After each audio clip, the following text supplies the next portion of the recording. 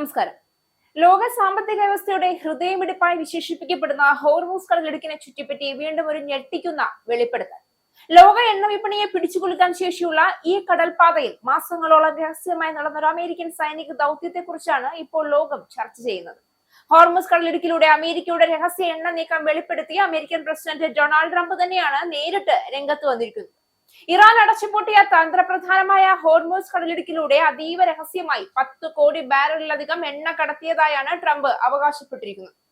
Operation project freedom എന്ന് പേരിട്ടിരിക്കുന്ന ഈ സൈനിക ദൗത്യത്തിലൂടെ 200-ലധികം വാണിജ്യ കപ്പലുകളെ സുരക്ഷിതമായി ഹോർമൂസ് കടലിടുക്കിലൂടെ കടത്തിവിട്ടതായും ക്രൂഡ് ഓയിലിനെ അന്താരാഷ്ട്ര വിപണിയിൽ എത്തിച്ചതായും ട്രംപ് അവകാശപ്പെടുന്നുണ്ട്.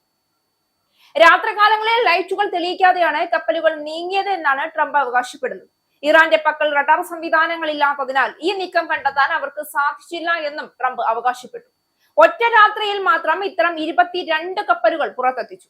എണ്ണവില ബാരലിന് $200 മുകളിലേക്ക് ഉയരുന്നത് തടയാനും വില $90 താഴെ നിലനിർത്താനും ഈ ദൗത്യം സഹായിച്ചതായും ട്രംപ് അവകാശപ്പെട്ടു.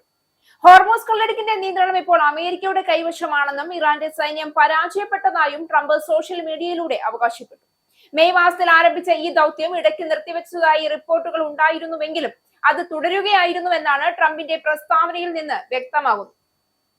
ലോകത്തിലെ എണ്ണ വ്യാപാരത്തിന്റെ 1/5 ഭാഗവും കടന്നു പോകുന്ന പാതയാണ് ഹോർമൂസ് കടലിടുക്ക്.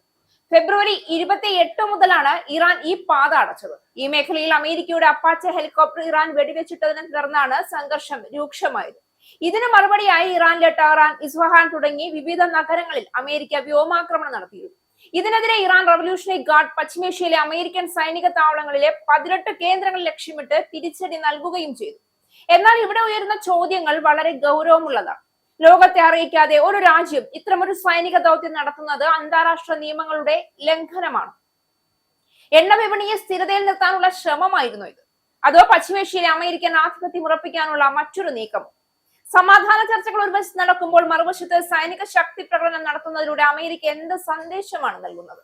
ഹോർമൂസിലെ ഈ രഹസ്യ ദൗത്യം ലോക രാഷ്ട്രീയത്തിന്റെ ഭാവിയെ എങ്ങനെ സ്വാധീനിക്കും? എണ്ണയ്ക്ക് വേണ്ടിയുള്ള ഈ നിശബ്ദത യുദ്ധത്തിന്റെ യഥാർത്ഥ കഥ എന്താണ്?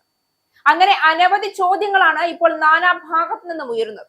രാഷ്ട്രീയ ലക്ഷ്യങ്ങളും താല്പര്യങ്ങളും സംരക്ഷിക്കാൻ ഇസ്രയേലിന്റെ കയ്യിലെ കളിപ്പാവിയായി യുദ്ധത്തിന്റെ മഹാസമുദ്രത്തിലേക്ക് ട്രംപ് എടുത്തു ചാടുക മാത്രമല്ല ചെയ്തത്, നിരപരാധികളായ കോടിക്കണക്കിന് മനുഷ്യരുടെ കൂടി ജീവിതങ്ങളെ, പ്രതീക്ഷകളെ അതിൽ മുക്കി കൊല്ലുകയും ചെയ്തു.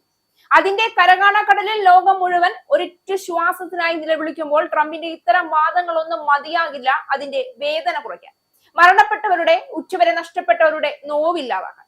അതിനു വേണ്ടത് യുദ്ധം അവസാനിച്ചു എന്ന ശാശ്വത പ്രഖ്യാപനമാണ്. അതിന് കഴിയാത്തിടത്തോളം, അതിനുവേണ്ടി ഇനിയും മനുഷ്യർ ശ്വാസമടക്കി പിടിച്ച് കാത്തിരിക്കേണ്ടി വരുന്നിടത്തോളം ട്രംപ് ലോകത്തിന്റെ മനസ്സിൽ യുദ്ധ കുറ്റവാളി തന്നെയാണ് എന്നതിൽ സംശയമില്ല.